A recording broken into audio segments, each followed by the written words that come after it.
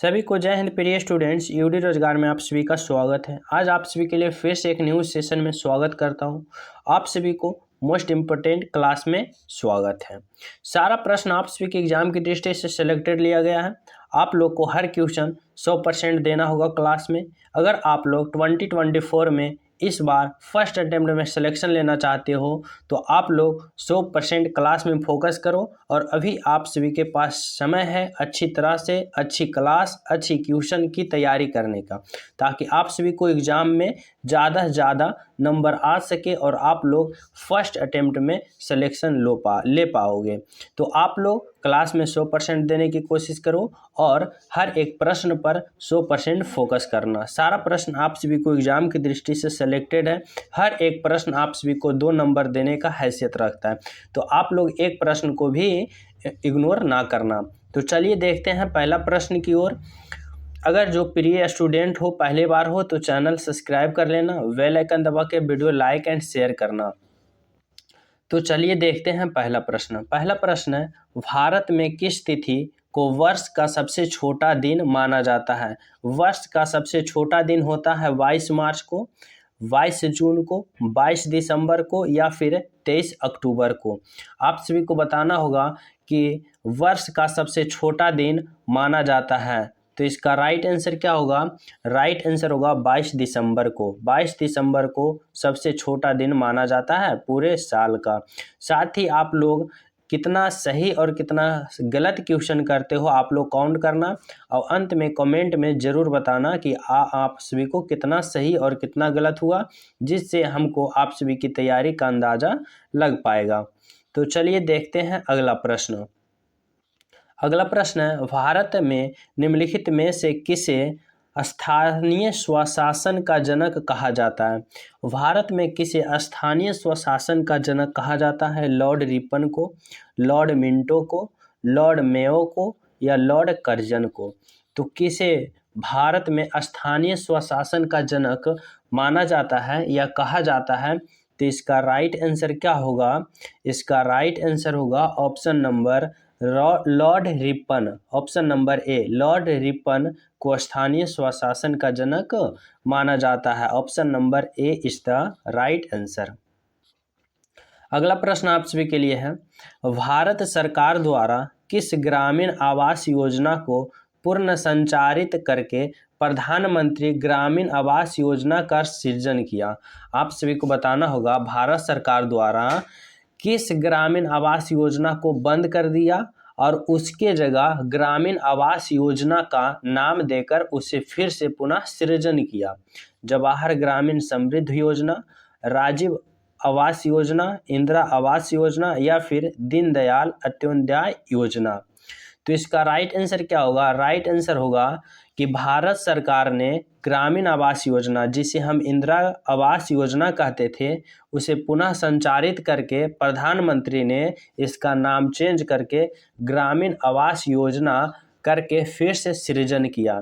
तो किसको चेंज किया? तो इंदिरा आवास योजना के जगह क्या किया? ग्रामीण आवास योजना का सृजन किया। Option number C. अगला प्रश्न आप सभी के लिए है। प्रश्न है, रविंद्रनाथ टैगोर की वजह से अपनी नाइटहुड उपाधि वापस लौटा दी। रविंद्रनाथ टैगोर जी ने खाली स्थान किसकी वजह से अपनी नाइटहुड उपाधि लौटा दी थी? जलियांवाला बाग नरसंहार के कारण, काकोरी ट्रेन डकैती के कारण, चौरी चौरा कांड के कारण या भगत सिंह की फांसी के कारण? तो रविंद्रनाथ टैगोर जी ने अपनी नाइटहुड उपाधि वापस लौटा दिए थे किसके कारण? तो जलियांवाला बाग हत्याकांड के कारण रविंद्रनाथ टैगोर जी ने नाइटहुड उपाधि वापस लौटा दिए थे। इसका राइट आंसर क्या होगा? Option number A is the right answer. अगला प्रश्न आप सभी के लिए है। प्रश्न है, भारत छोड़ो आंदोलन शहर से शुरू हुआ था? भारत छोड़ो आंदोलन किस शहर से शुरू हुआ था? कराची से, लाहौर से, बम्बई से या फिर दिल्ली से? तो भारत छोड़ो आंदोलन किस शहर से शुरुआत हुआ था? तो इसका राइट आंसर क्या होगा? राइट आंसर होगा बोले तो ऑप्शन नंबर सी, बम्बई से भारत छोड़ो आंदोलन की शुरुआत हुआ था। Option number C is the right answer. अगला प्रश्न आप सभी के लिए है। प्रश्न है, निम्नलिखित में से कौन सी पुस्तक विष्णु शर्मा द्वारा लिखित है? विष्णु शर्मा जी द्वारा लिखित निम्नलिखित में से कौन सा पुस्तक है? अर्थशास्त्र, इंडिका, पंचतंत्र, राजतरंगिणी। तो निम्नलिखित में से कौन सी पुस्तक विष्णु शर्मा द्वारा लिखित पुस्तक है, जो कि आप सभी को बताना होगा। तो इसका राइट आंसर क्या होगा? राइट आंसर होगा पंचतंत्र। पंचतंत्र पुस्तक किनके द्वारा लिखा गया है? तो Vishnu Sharma. Option number C is the right answer. अगला प्रश्न आप सभी के लिए है। प्रश्न है, लॉर्ड डिटेक्टर उपयोगकरण को रूप में जाना जाता है। लॉर्ड डिटेक्टर उपकरण किस रूप में जाना जाता है? सिस्मोग्राफ के रूप में, वायरोग्राफ के रूप में, या फिर पोलरीमीटर के रूप में, या पॉलीग्राफ के रूप में। तो लाई डिटेक्टर उपकरण किसके रूप में जाना जाता है? तो इसका राइट आंसर क्या होगा? राइट आंसर होगा बोले तो ऑप्शन नंबर डी, पॉलीग्राफ के रूप में इसका right answer. Option number D. अगला प्रश्न है आप सभी के लिए। प्रश्न है, इससे पहले जो प्रिय न्यू स्टूडेंट हो, चैनल पे आप पहली बार हो तो चैनल सब्सक्राइब जरूर कर लेना और बेल आइकन दबा के वीडियो लाइक एंड शेयर जरूर करना। साथ ही टेलीग्राम का लिंक डिस्क्रिप्शन में है, वहाँ ज्वाइन हो जाना। PDF आप सभी को वहीं मिलेगा। अगला प्रश्न आप सभी के लिए है। प्रश्न है, भारतीय निर्वाचन आयोग के अनुसार 2020 तक भारत में मतदान करने हेतु न्यूनतम आयु कितनी है? मतलब कि आप सभी को वोट देने का न्यूनतम आयु कितनी है? 21 वर्ष, 18 वर्ष, 16 वर्ष, या फिर 25 वर्ष। तो भारतीय निर्वाचन आयोग के अनुसार 2020 तक भारत में मतदान करने की न्यूनतम आयु कितनी है? तो इसका राइट आंसर क्या होगा? राइट आंसर सभी को पता होगा 18 वर्ष। Option number B is the right answer.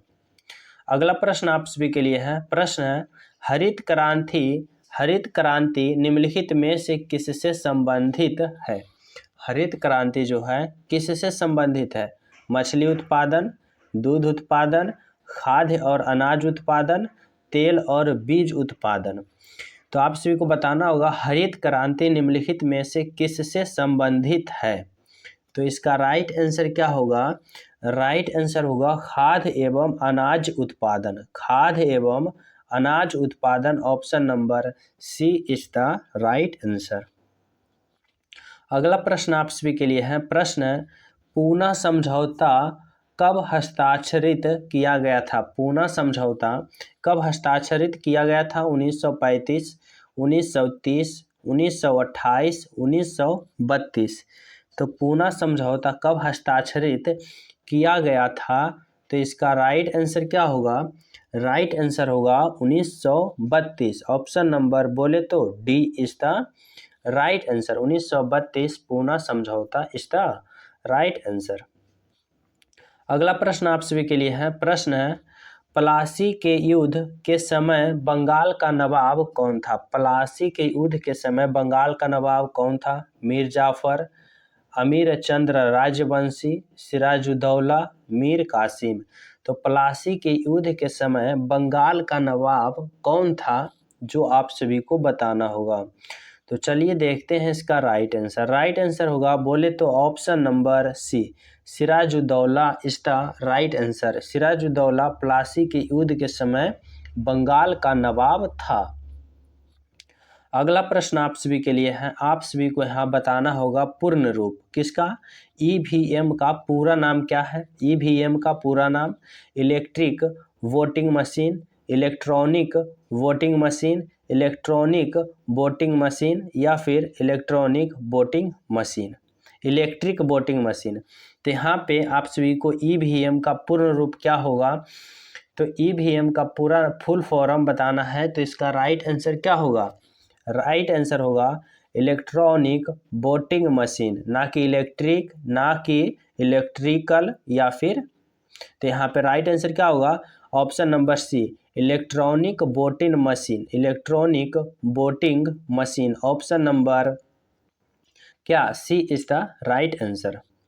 अगला प्रश्न आप सभी के लिए है। प्रश्न है, माइक्रोसॉफ्ट एक्सेस में वर्कबुक का एक संग्रह होता है। माइक्रोसॉफ्ट एक्सेल में वर्कबुक का एक संग्रह होता है, चार्ट्स का, फोटोज का, वर्कशीट का या वर्कबुक का। तो इसका राइट आंसर क्या होगा? राइट आंसर होगा ऑप्शन नंबर वर्कशीट का। क्या इसका होता है? Worksheet, option number C.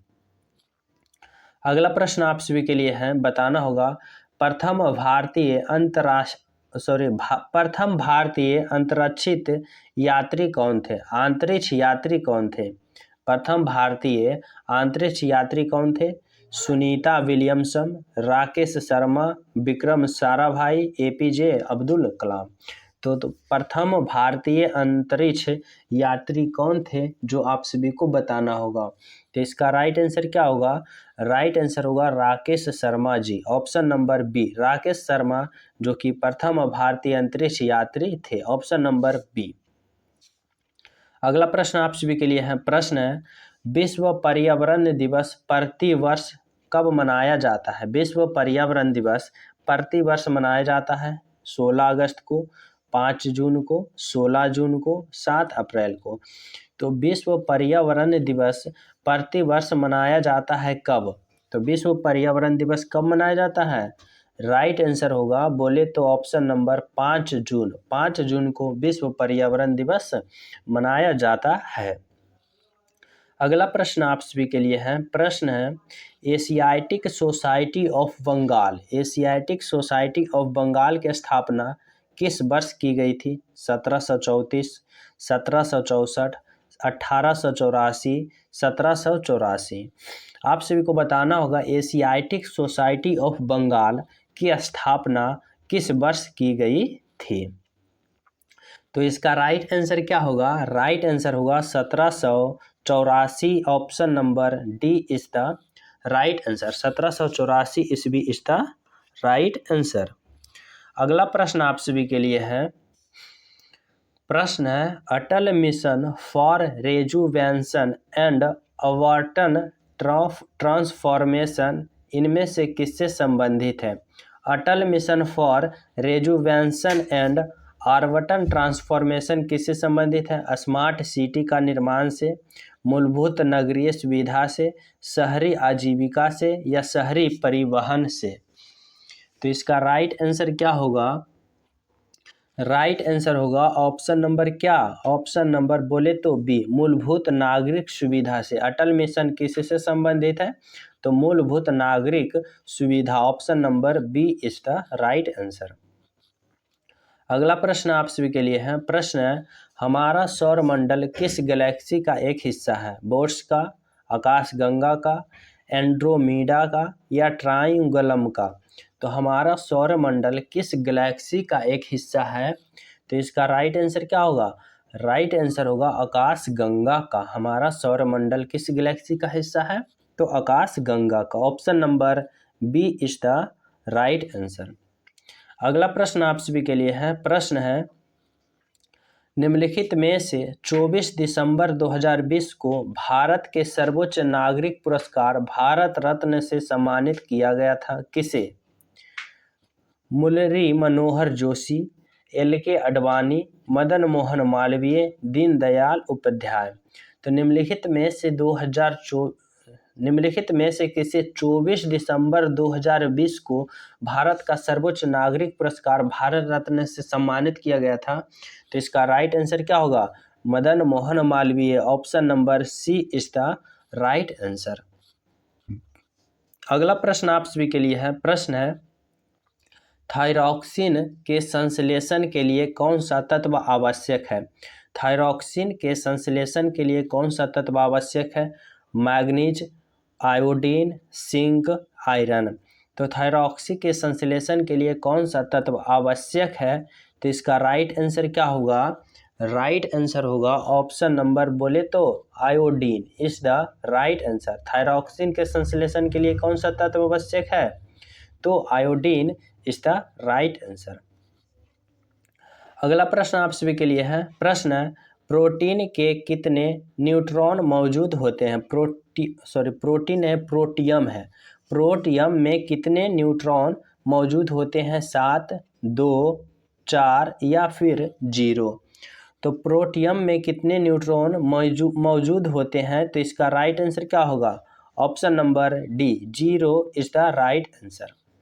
अगला प्रश्न आप सभी के लिए है। प्रश्न है, गुप्त साम्राज्य के निम्नलिखित गुप्त साम्राज्य होगा गुप्त साम्राज्य के निम्नलिखित राजाओं में से कौन एक अच्छा बीना वादक थे? बीना वादक थे, कौन सा थे? चंद्रगुप्त विक्रमादित्य, समुद्रगुप्त, कुमारगुप्त प्रथम या चंद्रगुप्त प्रथम? तो गुप्त साम्राज्य के निम्नलिखित राजाओं में से कौन एक अच्छा बीना वादक थे, जो अच्छी तरह से बीना वादक थे, अच्छी तरह से बीना बजाते थे? तो इसका राइट आंसर क्या होगा? राइट आंसर होगा Samudragupta. Samudragupta is the right answer, option number B. अगला प्रश्न आप सभी के लिए है। इकोलॉजी, इकोलॉजी शब्द किसने गढ़ा है? इकोलॉजी शब्द किसने मतलब गढ़ा या प्रतिपादन किया है? Charles Darwin, Eugene autumn, Ernst या फिर यूजीनियन हैकल? तो इकोलॉजी शब्द किसने गढ़ा है? इसका राइट आंसर क्या होगा? राइट आंसर होगा यूजेनियस हैकल्स, ऑप्शन नंबर यहाँ पे डी होगा। Option number D is the right answer. अगला प्रश्न आप सभी के लिए है। प्रश्न है, अस्पताल से निकलने वाले जैविक कचरे के निपटारे का सबसे अच्छा तरीका क्या है? उन्हें गड्ढे में भरा जाना, अपघटन कराना, भस्मीकरण कराना या फिर जलाना?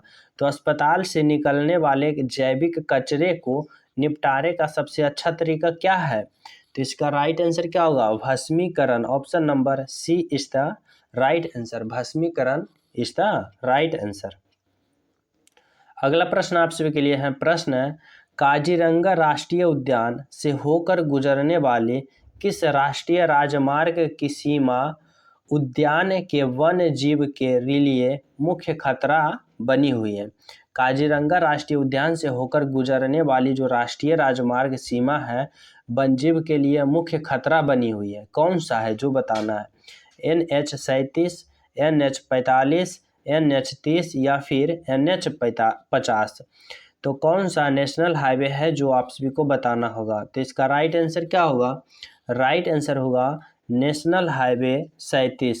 नेशनल हाईवे 37 जो कि काजीरंगा राष्ट्रीय उद्यान से गुजरने वाले जीव जंतु के लिए मुख्य खतरा बनी हुई है। National highway 37, option number A. अगला प्रश्न आप सभी के लिए है। प्रश्न है, सचिन तेंदुलकर ने अंतर्राष्ट्रीय क्रिकेट में अपना 100वां शतक किस टीम के खिलाफ लगाए थे?